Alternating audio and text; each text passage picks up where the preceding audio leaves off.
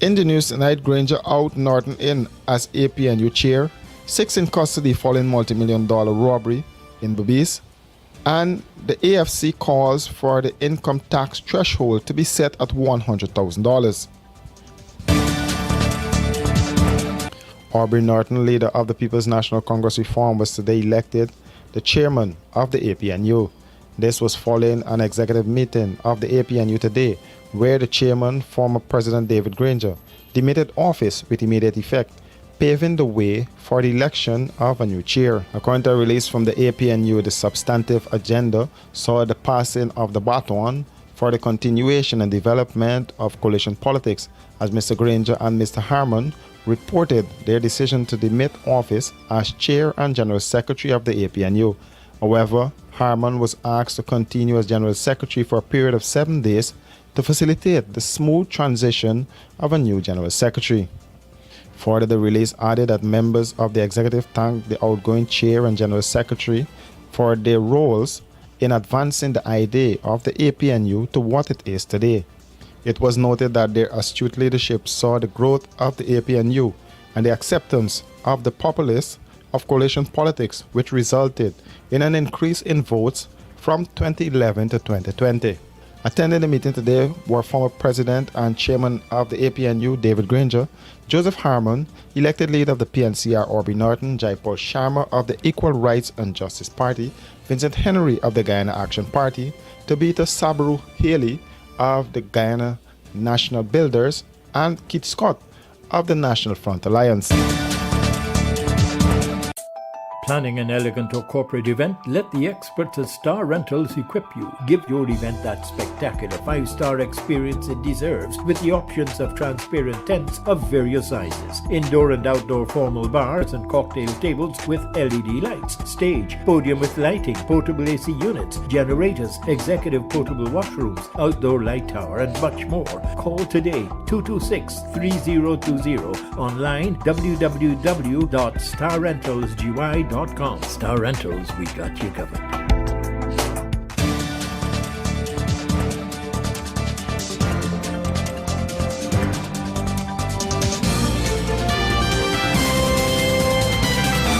Hey, looking for office furniture, stationery, electronics, janitorial supplies, or even dietary products? Okay, stop searching, because we at Imperial Trading have all that and more. Check us out at 73 Section 8 Urban Street, or give us a ring on 639-3785. And be sure to ask about our special discounts. Whatever you need, we got it. Because at Imperial Trading, we operate so you can operate. Are you ready to go back to school? Yes, we are. So what must we do to stay safe from COVID-19? Wear a mask, cover my nose and mouth, and bring an extra one just in case. Wash your hands with soap and water for 20 seconds. Stay apart, no hugging or sharing items. And what should we do if we want to sneeze or cough? Do it in your elbow. Bend and cough. Bend and sneeze. If we do these things, we can all be back in school and stay safe. A message from the Global Partnership for Education, the Ministry of Education, and UNICEF. 6 persons are now in custody as the police probe a multi-million-dollar robbery, which occurred at Rosal Town on Monday. There are reports that over $18.5 million in cash and in excess of $5 million in checks were taken during the robbery. Regional Commander Budnarain Posot confirmed the amount during a telephone interview with this newscast. He said the police in Berbice are tracking all possible leads, and so far, none of the stolen money has been recovered. The money is said to be the property of Pumal Trading and Distribution, located at Albion Current in Berbice, and was at the time being escorted by 2 women to be deposited into a bank at Rosal when bandits pounced on them. The police are continuing their investigations into the matter. Here comes the back-to-school children. Now's our chance to spread! Let's get closer! Closer! Too far apart! We'll get them! Oh no! Mask! Mask! We can't get in! His nose is exposed. staying more than 6 feet apart, wearing a mask to cover your nose and mouth, and washing your hands with soap and water are the 3 best ways to prevent the spread of COVID-19. Let's do the right thing and get back to school safe. A message from the Global Partnership for Education, the Ministry of Education, and UNICEF.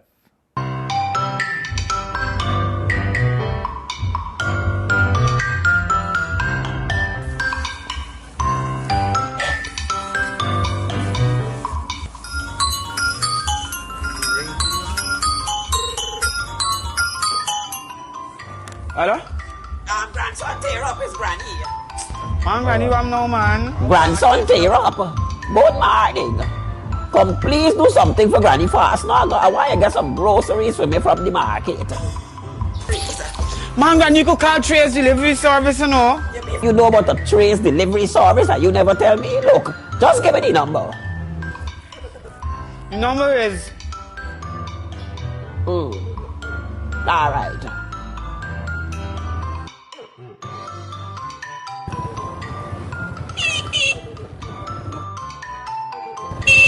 It's up. Granddaughter, you reach fast, man. Yes, You get hook up. Yes, Granny, yes. Anything else? Everything I come up to ain't got nothing. 15,000. How much it come up to? 15, including the delivery. Well, I ain't ready to do nothing else. I just gotta go by NIS and do some running. But Granny, we just do the tough, you know. I gotta do sign behind your check and You make we it can go joke. for your thing. You ain't gotta forget no COVID card or nothing. We doing everything for you. All right, hold on. I got it from a thing. Tear up where you go in. Step back. Step back. If you didn't go and buy it from me at the market, you want to see what I got in my bag. Good. Pay the fee. Your grandson. Grandson material.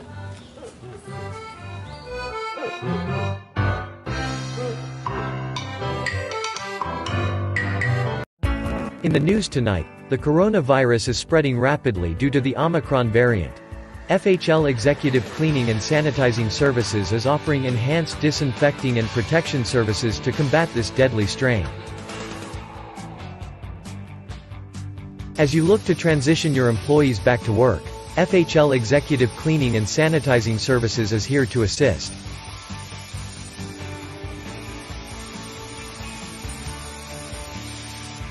You can reach them at 592-667-1477 or 592-677-3736 to select an electrostatic protection package.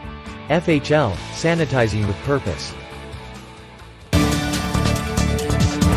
Within hours, the national budget will be read in the National Assembly, and the Alliance for Change, one of the partners in the opposition coalition, feels that the government should set the income tax threshold at $100,000 and ease the burden off the backs of low-income earners. The party in a press statement today said it finds the recent statement by Vice President Barry Jagdeo indicating that Guyanese are better off today than they were under the coalition government to be utterly ludicrous and totally out of touch with the reality of poor working Guyanese. Further, the party's statement explained that Jagdeo is fully aware that it was the coalition government that within 5 years raised the minimum wage from $39,540 under the PPP to $70,000, the largest salary increase for minimum wage earners. The Ali Jagdeo regime has reneged on its campaign promise of a 50% salary increase and dole out a paltry 7% increase across the board,